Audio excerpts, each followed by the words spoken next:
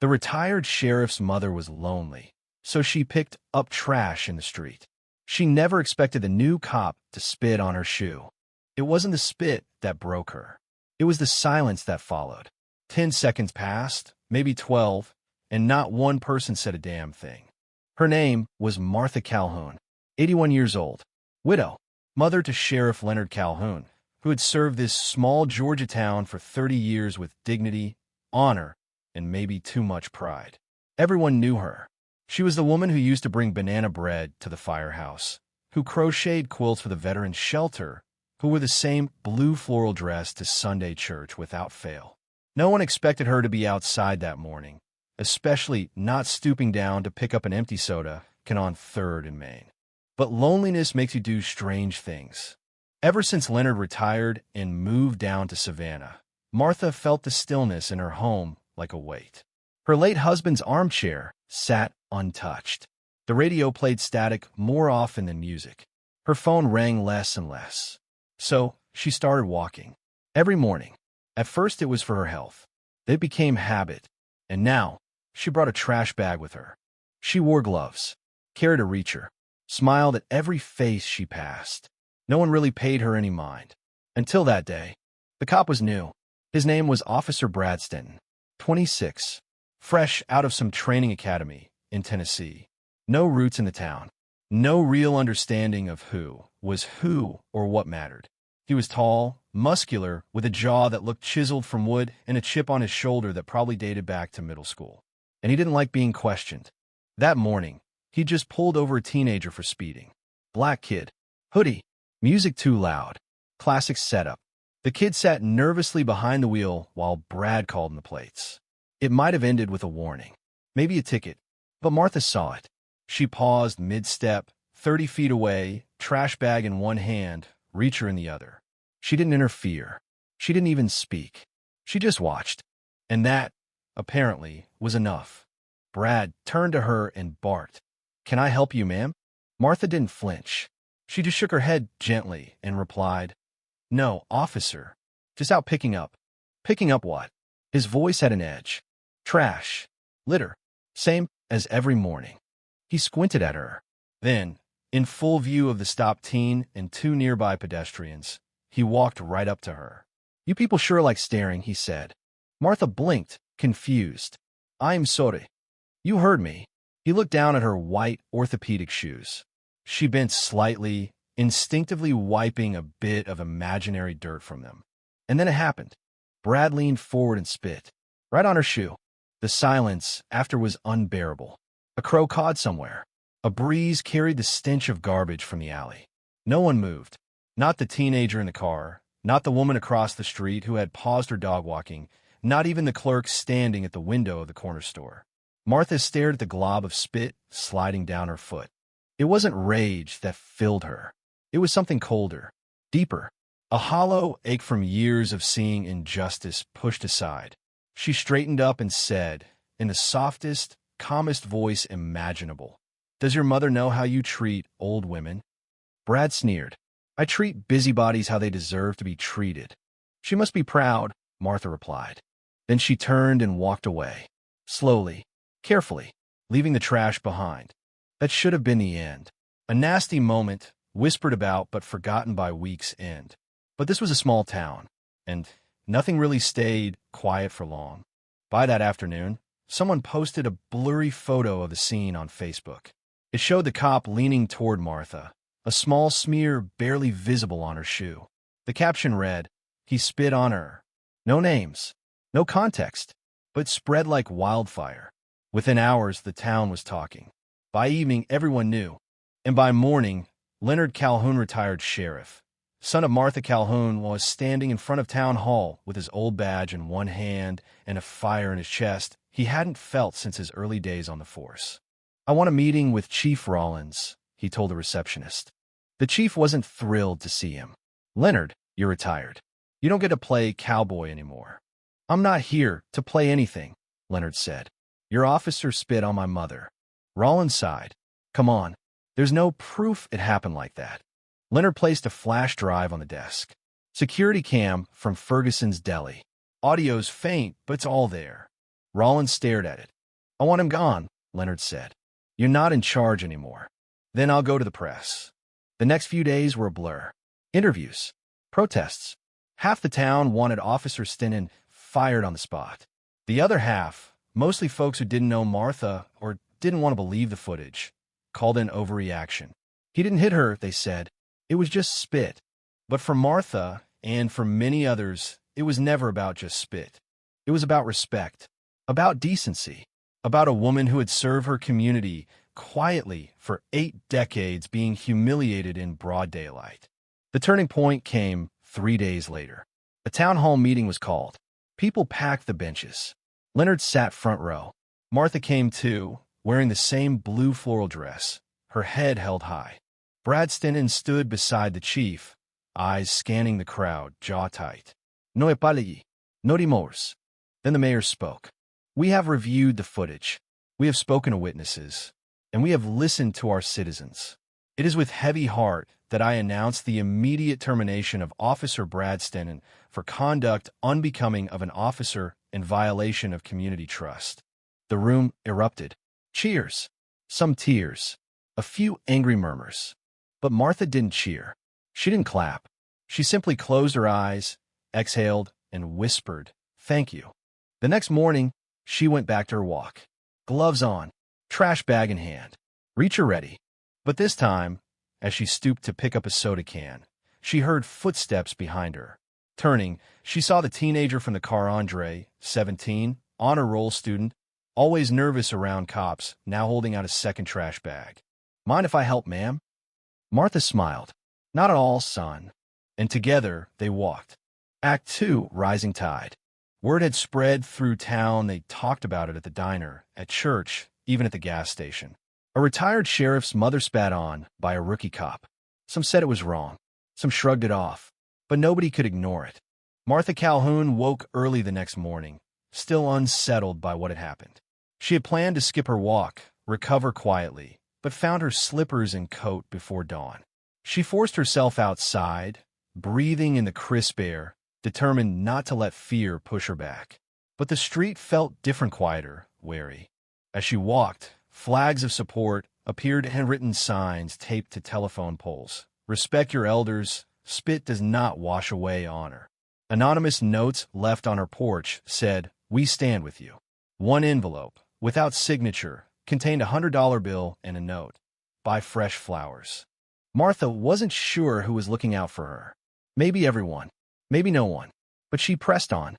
Meanwhile, Leonard Calhoun was in overdrive. He wasn't a man built for quiet lives. Headlines followed him like wildfire. TV outlets called. Newspapers came by. But he refused to let it distract him from the bigger fight. He wanted policies. He wanted accountability. He wanted change. He met with the mayor, the police chief, city council members. He demanded training for officers on respect and dignity. He pushed for a citizen oversight committee. He appeared before local activist meetings, speaking with calm authority. A badge is not a shield against compassion. It's a responsibility. At first, officials applauded the sentiment, then stalled on action.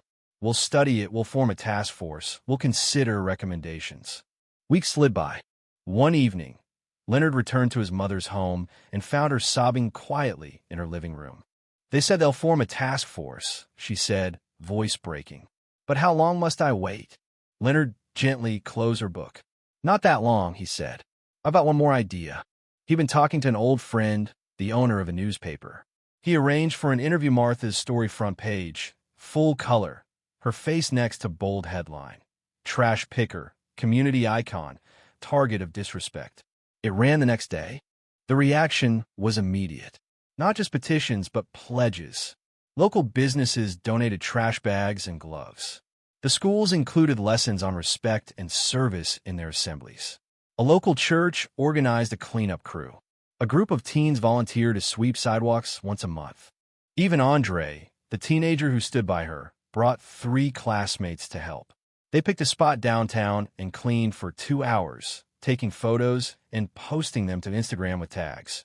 "Trash with Martha" and "Spit is no solution." The police department felt the pressure. Chief Rollins organized a public forum, "Respect and Responsibility," A community conversation. The auditorium filled beyond capacity. Leonard was invited to sit on the panel. Martha would attend if she wanted, but she shocked everyone when she declined. No speeches, she told Leonard.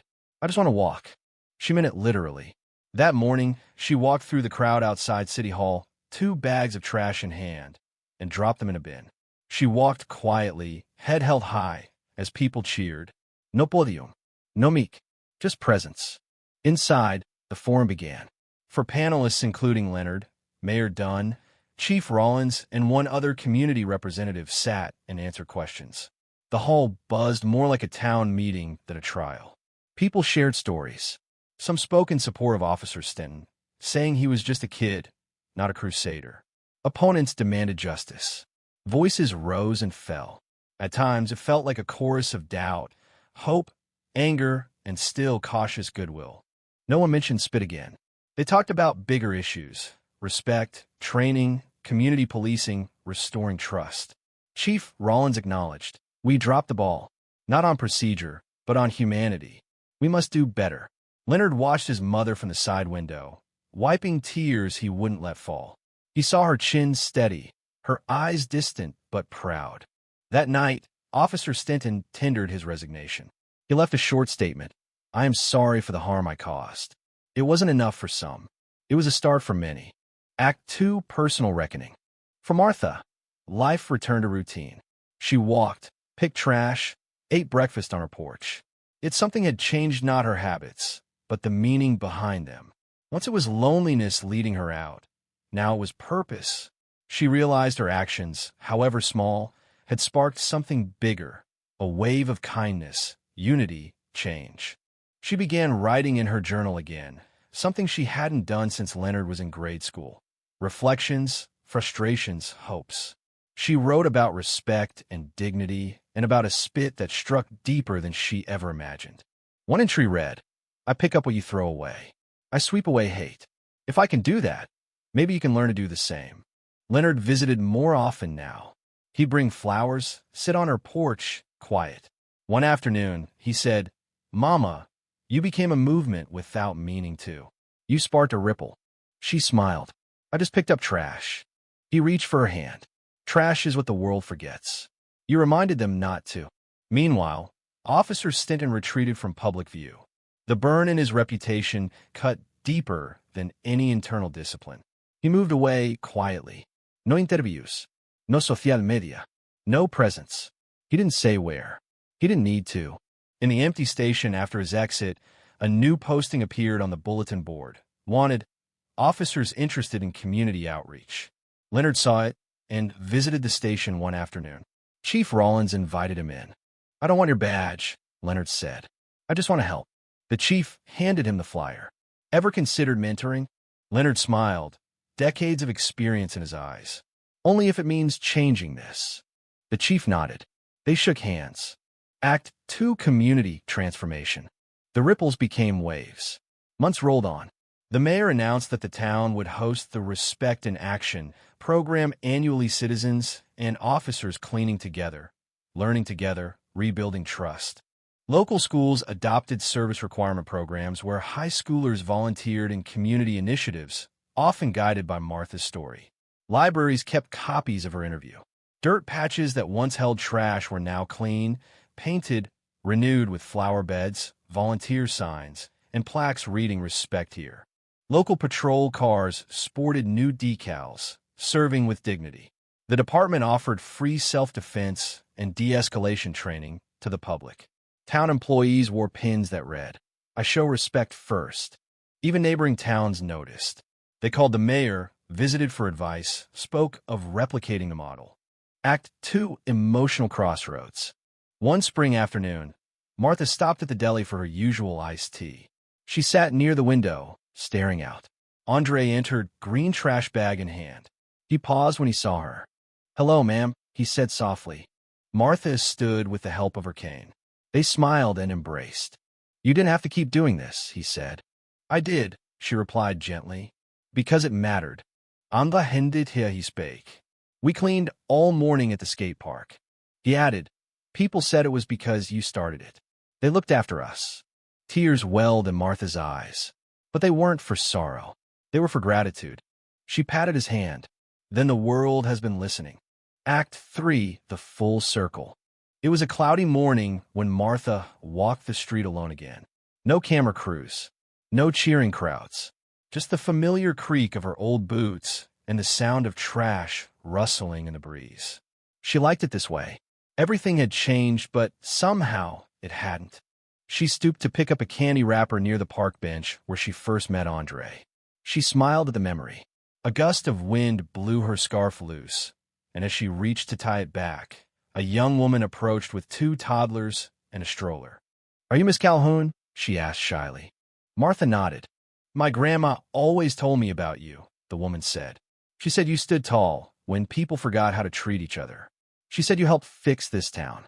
Martha chuckled. "Your grandma gives me too much credit." But the woman shook her head. "No, ma'am. You just reminded us who we're supposed to be." She handed Martha a small bouquet of daisies, then walked on. Martha watched her go, the children laughing, and for a moment, she allowed herself to feel proud. That night, Leonard came by with groceries. He noticed the flowers in a vase on the table. "Another secret admirer?" he teased. "Just someone remembering," she replied. He paused, then said quietly, "They're naming a scholarship after you, for students going into public service. First one will be announced at the Respect in Action ceremony next month." Martha looked down at her hands, rough from work, trembling slightly with age. "I never asked for any of this," she said. Leonard smiled. "That's exactly why it matters." A week later, she received a letter. It came from out of state, written in careful cursive on plain white paper. "Mrs. Calhoun, I was the officer who wronged you. I won't ask for forgiveness. I don't deserve it. But I do want you to know I left law enforcement. I now work with troubled youth, helping them learn to respond, not react. Every time I feel my pride swell, I remember you standing there, quiet and dignified, and may a fool. You changed me. Thank you. J. Stinton." She read it twice, then folded it neatly and placed it in her drawer with her other letters. She didn't speak of it. She didn't need to. In the final weeks of spring, the town prepared for the Respect in Action Day. Posters were hung, T-shirts printed, schools released early. Volunteers, hundreds of them, gathered in bright colors across different zones in town, sweeping streets, painting benches, removing weeds, planting flowers. Martha was the honorary grand marshal. She sat on a golf cart, holding a small flag, smiling as children ran past with brooms and teens loaded garbage into bins. Some shouted her name. Others just waved. Leonard walked beside the cart, occasionally helping her sip water or reminding people gently to give her space. But Martha, as always, preferred the closeness. A local band played at the square, and the mayor gave a short speech. "This town was cleaned," he said, "not by programs or politics, but by one woman's quiet courage." Martha Calhoun reminded us that even small acts, picking up trash can, confront the deepest problems if done with dignity. Applause followed, but Martha barely heard it. She was staring at the crowd, eyes drifting past the noise, as if remembering something from long ago. When the ceremony ended, she asked Leonard to drive her to the edge of town where the old mill used to be. They sat in silence. "I used to walk here as a girl," she said, "before there were sidewalks, before there was even pavement, just dirt and wind and dreams." He nodded. "I used to think if I kept things clean, maybe the world would notice. Maybe they'd treat us better." He squeezed her hand. "And now?" he asked. She looked out at the empty road, now neatly paved, lined with fresh paint and flowers. "Now I know the world sees. It just forgets. Someone has to remind it." Later that summer, Martha passed quietly in her sleep. The entire town mourned. Black ribbons lined mailboxes. The newspaper ran a full-page memorial. She picked up what we left behind and gave us back our pride. At her funeral, the church overflowed. People stood outside in the heat, some crying, others just holding hands. Andre spoke. So did the mayor. Leonard read from her journal. "If you see me on the street, don't thank me. Just pick something up and leave it better than you found it. That's all I ever did." A year later, the Respect in Action program became statewide. School districts added her story to their curriculum. A mural was painted on the side of City Hall, Martha in her coat and scarf, trash picker in one hand, heart in the other. The words below read, "Dignity is not given. It is lived." Leonard eventually moved to the coast, where he helped build similar programs in other cities. But every spring, he returned to lay daisies on his mother's bench, now permanently installed at the corner of Main and Hamilton. One afternoon, as he sat quietly watching the cleanup volunteers sweep past, a little girl skipped up to him. "Did you know her?" she asked, pointing to the mural. He smiled, eyes wet but warm. "She was my mother." The girl tilted her head. "Was she a queen or something?" He laughed. "Not quite, but she made this whole place remember how to act like royalty." And with that, the story of a woman who picked up trash because she was lonely became a legend of a town that chose dignity over silence, action over shame, and unity over indifference. Because sometimes the smallest gesture can be the start of something that never ends.